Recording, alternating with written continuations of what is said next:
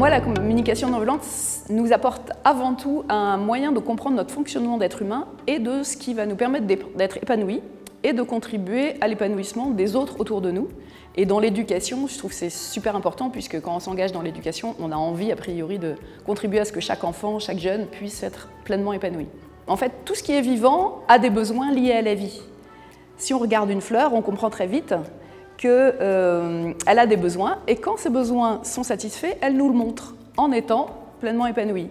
Quand ces besoins ne sont pas bien pris en compte, elle nous le montre aussi avec des signes. On la voit qui fane, voire qui meurt.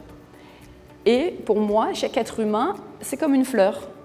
Et quand nos besoins sont bien pris en compte, nous, nos signes, ce sont nos sensations et nos émotions. On a des sensations et des émotions agréables. Quand, dans une situation, nos besoins ne sont pas bien pris en compte, on a des sensations et des émotions désagréables. Et du coup, ça va nous apprendre à les décoder, à savoir ce qu'il y a derrière, et aussi, ça nous montre l'importance de la prise en compte des émotions. La communication non violente nous amène aussi la compréhension du lien entre les comportements et ces besoins qui sont liés à la vie. À chaque instant, tout être humain, quoi qu'il dise, quoi qu'il fasse, est en train de prendre soin de la vie en lui, souvent de manière très inconsciente. Par exemple, donc il y a des moments où on prend en compte, où nos actions sont respectueuses des autres et des moments où ça ne va pas être respectueux. Si je prends un jeune qui à un moment met son poing dans la figure d'un autre, en fait, peut-être qu'à ce moment-là, c'était le seul moyen qu'il a trouvé pour exprimer qu'il avait besoin de respect ou pour nourrir l'estime de lui parce que l'autre lui a dit « oui, de toute manière, toi, t'es nul ». Et là, il a voulu montrer inconsciemment qu'il n'était pas nul. La communication non violente nous amène en premier une prise de conscience de nos modes de fonctionnement dans la relation qui sont liés à nos conditionnements. Nous apprenons en le vivant un certain mode de relation. Et en particulier, on repère dans nos conditionnements tout ce qui fait que l'être humain n'a pas envie de contribuer au bien-être alors que c'est quelque chose qu'on a tous. À partir du moment, il va y avoir toute la famille des jugements, des critiques, des comparaisons, après toute la famille de tout ce qui est de l'ordre de l'exigence, les ordres, etc. Et aussi tout ce qui est de l'ordre du déni de responsabilité, c'est comme ça, il faut faire ça. On sent très bien qu'à chaque fois qu'on nous parle comme ça nous coupe de notre envie de répondre à la demande de l'autre. Alors c'est assez déstabilisant pour les éducateurs parce que globalement c'est à peu près la panoplie qu'on utilise aujourd'hui dans la relation éducative. Alors on repère aussi ce qui dans nos habitudes d'écoute va plutôt provoquer de la réaction alors que ça part de chez nous de super bonnes intentions. On repère nos habitudes d'écoute qui sont souvent de minimiser, de consoler, de rassurer, de questionner, de donner des conseils. Et on mesure l'impact que ça a. Et souvent, l'adulte ne voit pas qu'il est en train de faire ça.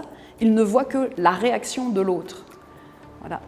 Et puis, on repère aussi nos modes de gestion de conflit, en particulier dans la relation d'autorité, où on est très basé pour le moment, vu qu'on est sur le bien et le mal, on est basé sur un système punitif qui est censé apprendre ce qui est bien et ce qui est mal, mais qui en fait entraîne un cercle vicieux de réaction et de violence. Voilà. Et la communication non violente amène un processus qui permet de vivre les relations autrement.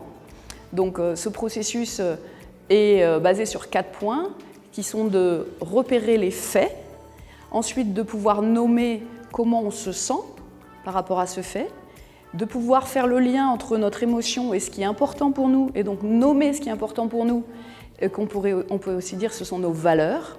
Et à partir de là, on peut passer à l'action ou faire une demande à l'autre pour une prise en compte de ce qui est important pour nous.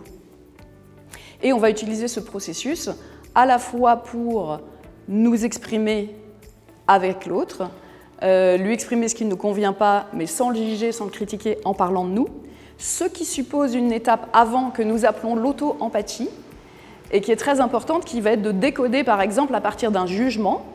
D'abord, je fais le chemin de savoir, derrière mon jugement, en fait, de quoi ça parle d'important pour moi, pour pouvoir l'exprimer comme ça. On va aussi utiliser ce processus pour l'écoute empathique, pour offrir une réelle écoute qui va être centrée sur ce que vit l'autre derrière les mots. Quand on parle, on a toujours envie d'être compris dans ce qu'on vit. Voilà. Et donc dans l'écoute, on ne s'arrête plus aux mots, mais on entend comment se sent la personne et de quoi elle parle d'important pour elle. Et ensuite, ça nous amène aussi des clés pour gérer les conflits autrement.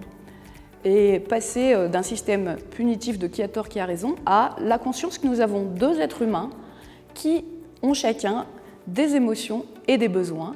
On accueille l'un, on accueille l'autre, ils se sentent tous les deux entendus, il y a quelque chose qui s'apaise et on cherche ensemble des solutions pour que ça ne se renouvelle pas ou pour mieux vivre ensemble. Ce que j'aurais envie de dire au cadre éducatif, c'est qu'ils ont vraiment un rôle clé parce que leur manière d'être dans la relation va en fait avoir des conséquences sur les manières d'être des autres dans la relation. Et je peux donner un exemple très concret. Une enseignante me témoignait qu'elle est passée directrice d'une école maternelle et à ce moment-là, elle a eu la chance d'avoir un supérieur auprès de qui elle pouvait vraiment aller partager ses difficultés dans sa prise de fonction en tant que directrice. Il était formé à l'écoute empathique et du coup, elle a pu y aller en confiance, elle a reçu une écoute empathique et elle est repartie sereine et regonflée à bloc. Et elle me disait, quand je suis rentrée dans mon école, j'avais envie d'être comme ça avec mon équipe. Alors que je me rappelle très bien, quand j'étais enseignante, j'avais un supérieur hiérarchique auprès de qui je ne pouvais rien dire. Il était tout le temps dans la critique et le jugement. Et je vois bien que quand je retournais dans ma classe, j'avais vraiment besoin d'être vigilante pour ne pas décharger sur mes élèves la tension que j'avais pu vivre dans cette relation.